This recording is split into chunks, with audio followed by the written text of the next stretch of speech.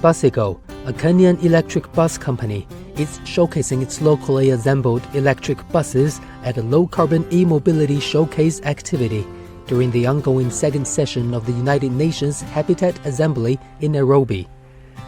Basigo is the first company in Kenya to launch electric buses. It assembles buses locally by using parts which are designed by Chinese EV maker BYD.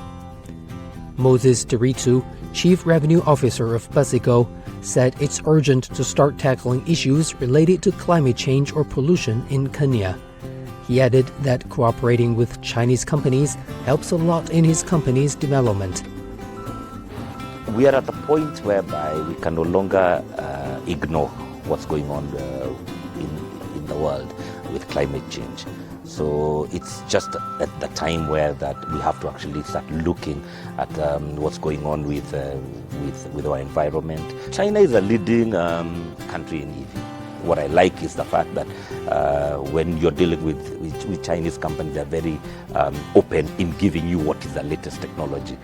Under the partnership between Basigo and BYD, 17 electric buses have been put into operation in Nairobi.